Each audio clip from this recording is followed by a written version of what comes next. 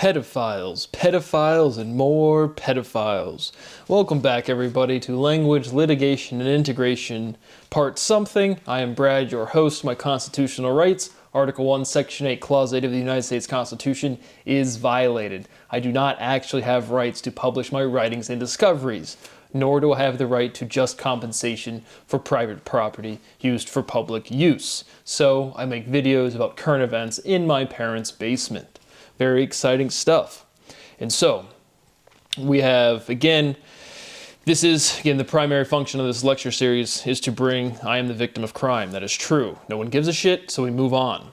But as we can see, we are still in the throes of the most groundbreaking discovery in history, that people are fucking weirdos.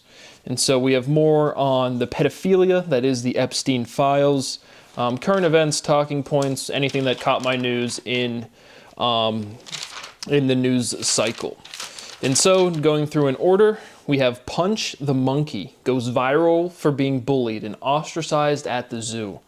I am a member at the Columbus Zoo. I like going to look at animals.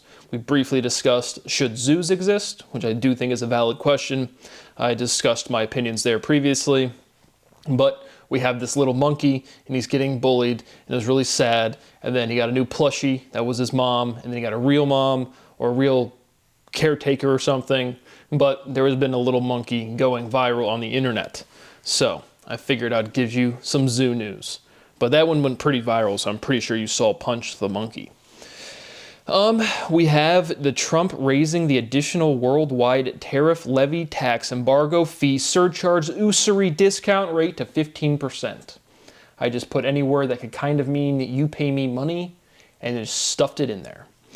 And so commented this briefly on our economic series, but just an overall global tariff to like 15%. Again, it raised it from 10%. We just said our IEEPA tariffs are not constitutional, even though Clarence Thomas and the rest of the Supreme Court is as legitimate jurisprudence proctors as Santa Claus.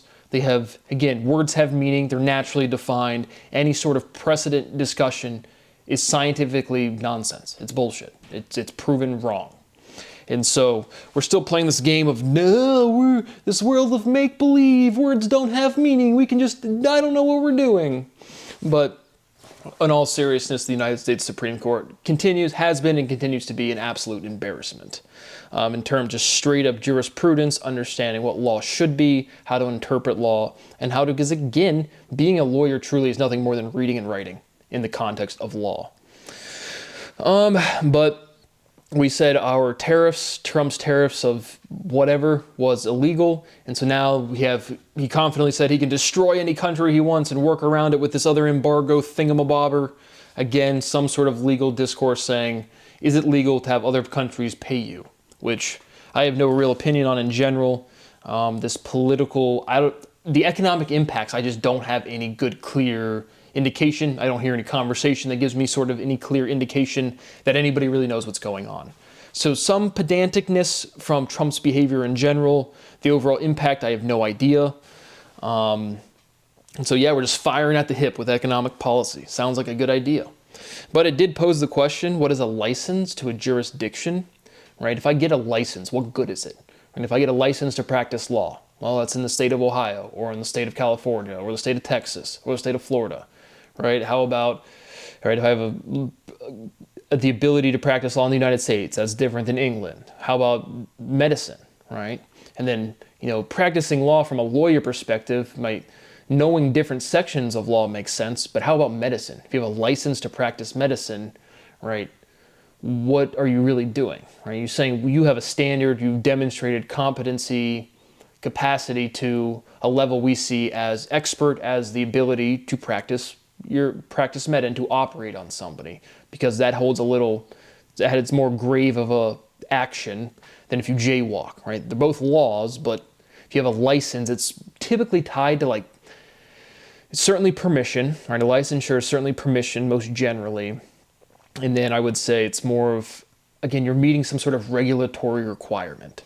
But basically, licensure is bounded by jurisdiction. That's pretty apparent. And so, again, just in general, it posed that question. And so always liking to generalize anything that I can. Because again, Trump in that conversation was saying, I have the legal ability to license them. So what is that saying? Just like your products meet the FDA standards, so you have a license to sell here? Because again, tariffs, I'm thinking consumer goods. And then a license doesn't really get applied, like the word, to consumer goods. It's more, again, regulation. You meet this requirement. It's passed inspections. It's gone through customs. Again, just trying to be specific to the language. Because as always, do you guys be specific with the language? No, we do not. We just don't. We just don't use the words. So yeah, no real direction on what tariffs do for any medium, short term, long. Short term's pretty obvious what it does. I think it raises prices. Who does that really raise prices to? Again, I just don't know. I don't know. There's so much to discuss within economics. I have no opinion. Man breaches Mar-a-Lago perimeter with a shotgun and a gas can. Trump was not present at the time when a 21-year-old resident of Cameron, North Carolina, decided, what exactly is this move? I'm going to go in there with a shotgun. I mean, it's just got to be like suicide by cop or like some angsty weirdo, like, oh, I don't know what to do with my life. I'm just going to, meander onto, a heavily fortified place where there's people just going to shoot you. There's got to be some sort of just like tempting fate, but really like suicidal behavior to me. That's what this is. Certainly didn't seem like any planned thing, which is, I'm not over here like, don't plan stuff. Like, just all of this behavior to me is just what the fuck? Like, honestly. And so, I like to provide like, any logic to anything that happens. It's like, what is this guy's thought process here? I'm going to go commit an assassination. Like, this is not a movie, boys and girls. Just stop with all of this violent outburst. It just doesn't do anything. But that happened. Nice. El Mencho killed by Mexican authorities, and violence erupts across Mexico. And so we have our cartels, again, emboldened and empowered by our regulatory restrictions here in the United States. If they don't have this regulation disparity, then we don't have as much influence, or we don't have to go steal Nicolas Maduro out of Venezuela and then pardon the dude from Honduras. We don't have to but that happened, again, publicly and listed as like one of the most powerful of Sinaloa, new Sinaloa, Jalisco, New Generation cartel. But then there was some retaliation outbursts across the different Mexican states. Again, I don't know the involvement or like the region politics well enough to, is this going to be ongoing, continued thing? Is this a flare up? And then, we're showing some outrage. Our leader is killed. No real idea. The USA wins gold in hockey, and the Winter Olympics comes to a close. Nothing says like hard-working individuals that contribute to our society, like individuals that don't contribute to our society, but play games all day. Because as I've emphasized multiple times throughout my life, the pinnacle of adulthood and behavior is games. Play all day. Let's play all day. Woo! And so we're celebrating our great victories in the Winter Olympics 2026. Lindsey Vonn almost lost her leg after a crash. That's not exciting. But we had a medal count, roughly 41 total for Norway, 33 for the USA, 30 for Italy. I just got some brief numbers of the total medal count. Who got the most gold? Who got the shiniest color of all of the medals in the games of extreme privilege? I didn't write that down. Sorry, I'll get that next time. But that was very, very inspiring. Again, maybe one day when I grow up, I will be able to play games all day as well and be so privileged economically that I don't have to learn how to manage money and have access to social structures in a way where you can actually manage money. But regardless, to indulge in our great celebration from the USA, we needed our leader from the FBI, Kash Patel. Again, he just got back from Valhalla. He was visiting Mr. Kirk's memorial. And so he's visiting Valhalla, comes back, and is like, all right, I need a vacation. My girlfriend, she just turned 18. Beating you, Donald. And so I'm going to fly on over to Italy, crank some brewskis with the boys. And so, he was chugging some beer, really celebrating with the team. In all seriousness, what behavior, I mean, goes to behavior and decorum of public officials. I really don't think it should be that different from any normal person, so to speak. I don't think there's, formal behavior, so to speak. I don't think that's even beneficial. Is Kash Patel somebody that has respected the office or the behavior to be a leader in any capacity? Fuck no. So again, it's one of those things where it's like using expletives in public discourse settings, making demonstrations in public discourse settings. If it's productive, it's one of those things where it's like hard to like tell you when it's good or when it's bad, but you definitely cringe when someone's like trying to do it and you're just like, this is not it. This is not the move. And then it's really poignant if you show emotion or you show some sort of like civil disobedience, again, in the context if you're a politician like in office, as opposed to, hey man, everybody has to be this formal, the Queen's English, this great etiquette bullshit. To this instant, that's kind of just commentary on decorum in office in general.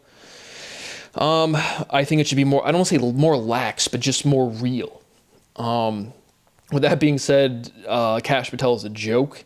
But the act like shotgunning a beer, it's one of those things where it doesn't, like, I don't really have an opinion. The obvious outrage is, oh my gosh, how could he ever do that? That's such a lapse of judgment and from our great office. It's like, I've shotgunned a beer. Who hasn't shotgunned a beer? Again, I want to say some words here that might get me dinged on YouTube, but I'm not even using them remotely in a weird way. But I guess I can't speak, right? Here in America, we still don't have free speech. But our FBI director can go chug beers, which I'm not really against if he was, again, behaving. So this is where it's like, if he's behaving, doing a lot of good shit on the weekend, hey man, let's crank a brewski. I wouldn't be like, wow, it's terrible behavior. But when you're doing dog shit in office and then you go do more dog shit as leisure, that's more dog shit. And so I had a mixed reaction to that one. Again, way less severe than other people. Like, I don't really think that's that bad. I don't think it's bad at all. Again, if you're doing your duties, right? Chugging one beer, celebrating with your team, which again, in the context of we're playing games, we're having I don't want to call Kash Patel is not a world leader, but we have people in high governmental positions not doing dog shit positive, is clearly just a talking head from Trump, and then he's going to crank the brewskis is not the best look. And so that's what I got there. I'm not sure if his, again, newly 18-year-old girlfriend was able to fly out there with him. She might not have. I don't think she graduated from Epstein's Island yet. And so this is some more exciting headlines that I love to see. Is some dude with Tourette's blurts out the N-word at the BAFTA Film Awards. I actually just last night, I 100% cured racism, which I've done multiple times in my derivation. And so I propose, in the same way you have Squidward, you have Nigword. And so, right, instead of saying N-word, you say Nigword. Nigword. That's not a bad word. Or it is, I don't care. But point being is I have to post a video on YouTube, and I can't make a joke that I normally would make because, well, free speech again. But regardless, genuinely funny, because if you're in any position in life where a word can offend you, like, I don't understand that level of privilege to any extent whatsoever. And so we had Michael B. Jordan and Delroy Lindo go up on stage, and Mr. John Davidson was really excited, and he wanted to shout out his congratulations, and he just went with a hard R. Bold strategy, Cotton. Let's see how it plays out for him. And so they didn't really react in time. They didn't like edit it out. There was another blip of information where people were like, you edited out somebody saying like Free Palestine or something, and then, or Free Gaza or something to that effect. And they were able to edit something, but they weren't able to edit out the N-word. And so, again, objectively funny to me. If you get offended by a word, it doesn't even matter if it's trying to be the most racist, offensive shit in the world. Just this world where words can be offensive is just not a privilege that I've ever had before. And so, and then the actual, again, crassness of the I don't want to say event, but of the occurrence. It's just kind of, to me, it's just funny. And it's just the same thing with like Trump posting the picture of the apes and then our State of the Union, which we'll get to that here in a second. And he goes, it's just like, I don't know, is that guy black or is that guy like Indian? He's like, he looks like, again, doesn't really look like African-American black, but like a little zesty, maybe Sri Lankan mixed with black or something. But regardless, he's holding up there like he's making some big moral stand. Black people aren't monkeys. Black people aren't apes. And that is, I mean, that is honestly, like, if I was a black person, like, that's just, I mean, the first thing I just think of, like, that is the least creative, like, that's not even, like, it's not even close to kind of funny. It's certainly not offensive. It's just like, what the fuck is that? And so, and then, but we have our big moral stand from our colored person in the Congress holding our flag. Black people, the colored black people are not apes. And it's like, black people don't exist. There's brown people and pink people. And then people that get offended by words. And I don't live in that world. And so that was funny to me. Again, just the awkwardness of it. And because the reality, it's like getting kind of to the State of the Union, right? When Trump's up there saying something to the effect of,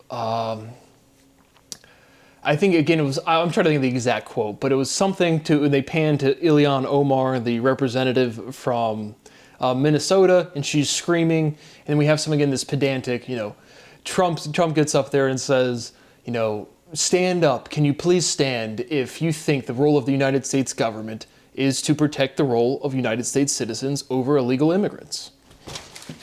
President, I'm right here. My face is out of the screen. Can you see me? I'm standing. See, there's me. I'm an American citizen. Where's my constitutional rights? So again, all of this theater to me is a fucking hilarious joke because it's at face value. It's a dog and pony show. It's all a facade. It's all bullshit. But in general, I would agree with that sentiment. And a government should prioritize its citizenry over its not citizens. That's for any country.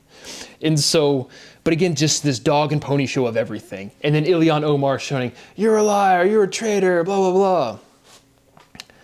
Again, it's all a fucking joke to me. But point being was, that might have been the point, is that I'm a citizen and I don't have constitutional rights. But just to, like, again, I feel like I'm watching like a high school like pep rally, man. Like, truly, it's like, stand up if you're a sophomore, you know, break it down now. Right? That is just honestly what I was going to say something about the, for the comparison again to the semi-black dude holding up the "Black people aren't apes" sign, and then the Ilhan Omar. It's like the Tourette's guy, again, he's responding to social sentiment and saying what everyone's kind of thinking. Not to say that everyone's thinking the N-word, but when somebody goes up there, it's just like, what's the most, like, you know, awkward, uncomfortable thing that could happen, and he just blurts out the N-word. And you can see that, like the reciprocal type of that behavior is in exactly when Trump's saying that stuff about Minnesota, and then whoever's on the camera is just zooming in on Ilhan Omar's face because she wears a hijab, right? And so it's just like, oh, anybody else have any opinions on immigrants? There's the Muslim. Let's zoom in on her. Let's see what she thinks. So I honestly, I genuinely find this stuff is comical. Because I agree, where's the Constitution? That's the thing I cite every single fucking time. And it's just like, people respect the formality and the bullshit part and not the fucking Constitution itself. It's just a joke. And I'm the victim of all of this crime. And so those stuff was actually just funny, man. Like, black people have heard black people as apes. It's like the most cliche, trite joke that has ever existed. It's not funny, it's not offensive. It's just like the least creative attempt at an insult, or like, ooh, ah, look at me, I need some attention, I'm gonna say something edgy, black people are apes, that has ever occurred. But that's pretty exciting. And so moving along, getting back to our main, we'll stay with the State of the Union. Anything else? Again, the Congressional Medal of Honor for the Maduro raid. It's just like, again, obviously you know my opinions on, again, you can't have a country without the enforcement of a constitution. That's not a thing.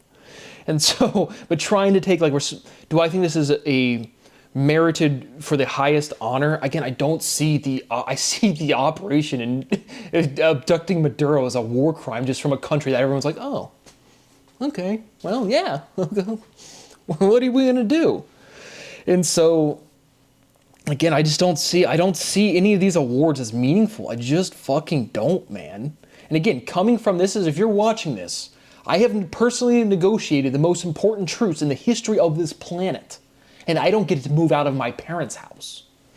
And so this is where I want, again, a conversation. Is like, what honor do you give to, again, combat? I've never been in, like, shooting up, but what I've we're gonna skip there. But regardless, do I think this is a valid giving of the highest honor for combat? Again, what would establish the highest thing for combat? I can't get behind any of this award show or anything. It's just all a facade when the Constitution is not a thing. And so I'll table my opinions for, like, again, what my opinions on the military are. It's like, it's something that should be honorable. But if you're a citizen like me that doesn't have rights, it's like, that is the entirety of what you, like, fight for. And so it's not like I sit here in this house with, like, my parents and, like, every time Ohio State game comes on or the United States comes on, I'm like, ah. But it's just so weird to, like, personally experience this hypocrisy where I'm the victim. They don't really know or accept that I've negotiated this, that I'm massively involved in the intelligence world. And it's just like, what is going on? Where it's like, I don't get respected for anything. I have no military rank, and by every fucking facet, I have earned, again, a rank that would be higher than any one country's centralized place saying, hey man, here's a gold star. It's like, here is science forever. Here is whatever truths that I don't even know what I negotiated, because I don't. But again, what you're seeing me do, I've already done in terms of the raw derivation. And so it's like, you guys don't get that, and I could tell you didn't get that pretty early on, but it's like, okay, then you're gonna get fucked.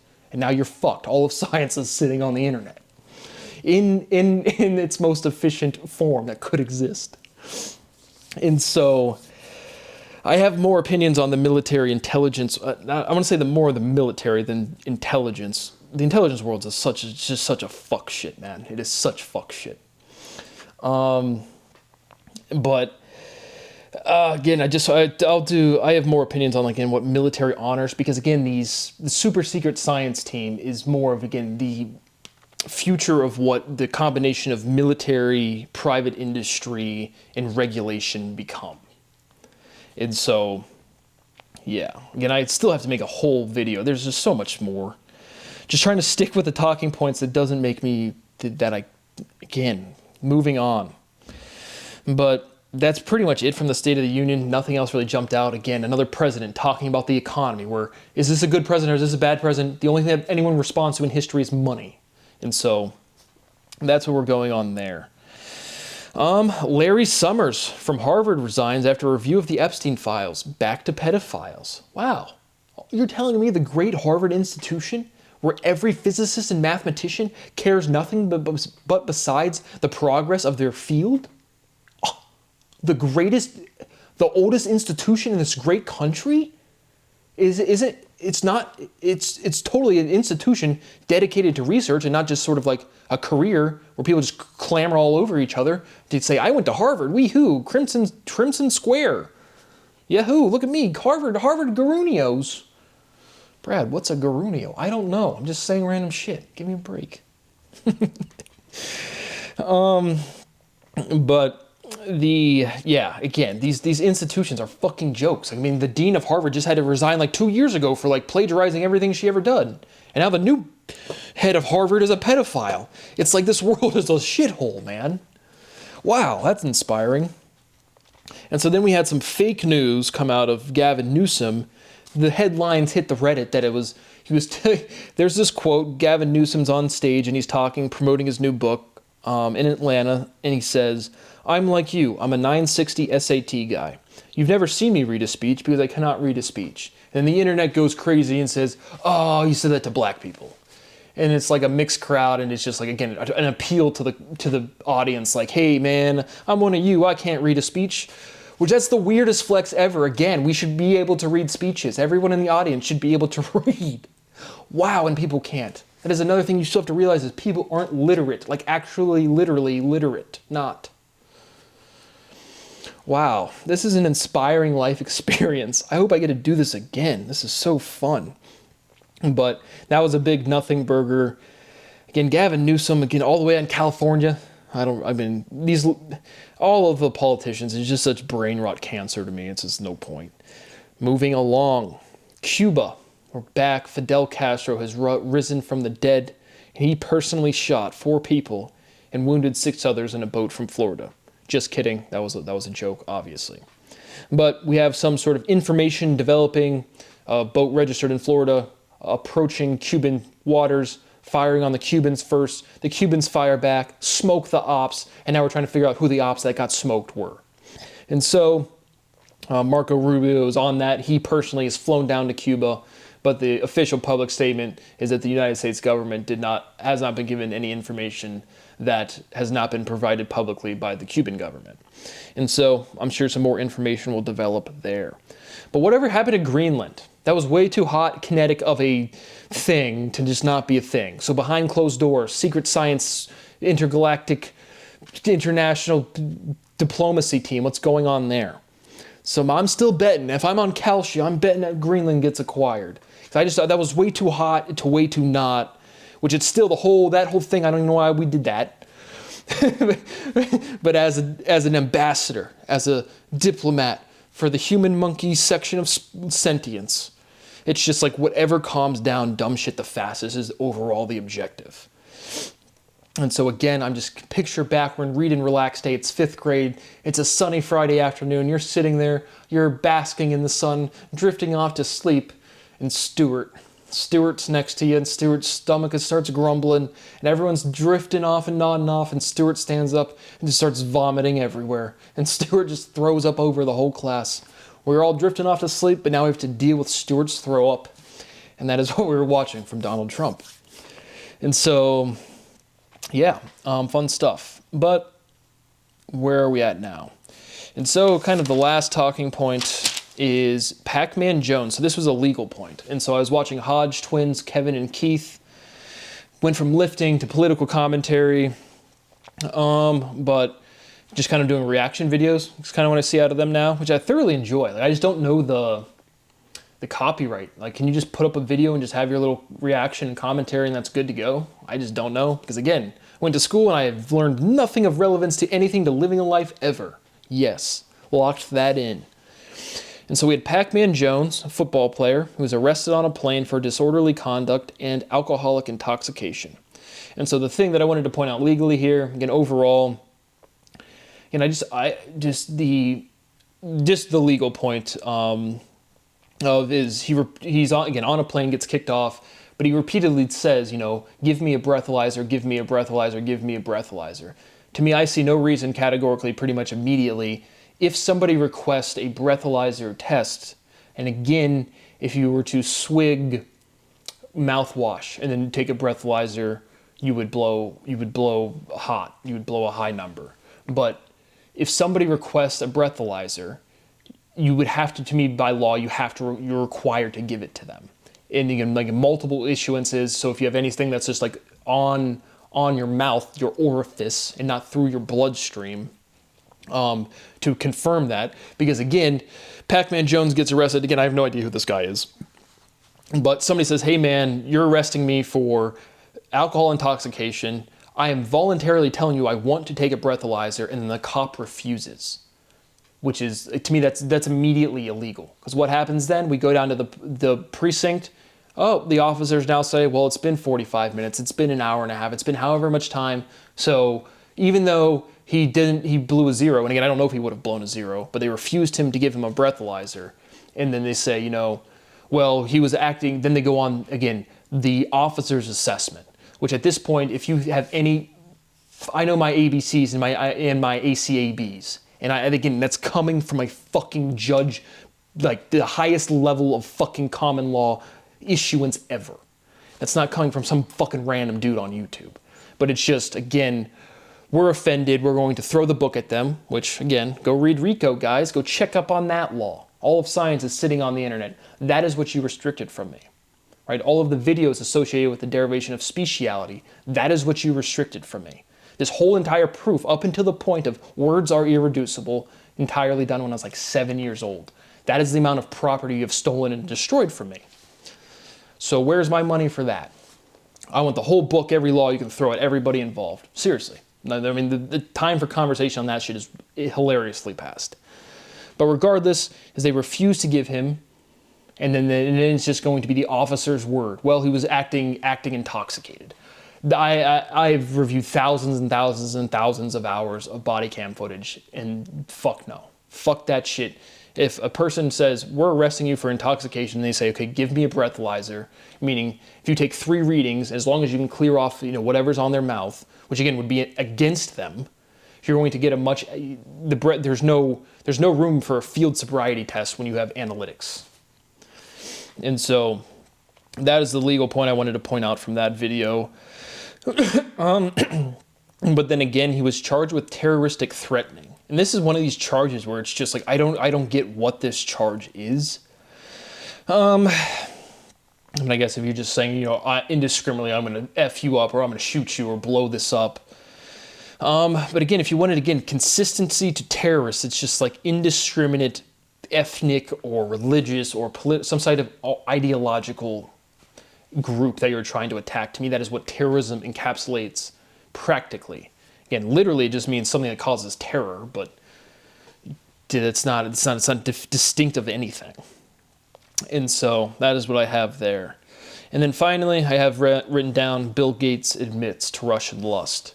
Commented that briefly on the economics series that, again, will be up on the internet. But that is it. I have a lot more to comment again on the Trump-Obama alien situation, which, again, just kind of here, oh no, it's all fake. That shit's fake as fuck. Human beings are the center of the whole universe. The whole world's built just for human beings. Just for human beings to be pedophiles. That's the goal of life. Holy shit. But I'm going to cut this video here. I might do that other video right now. But that is what I have for you today. Thank you for watching. My rights continue to be violated. And see you on the next one.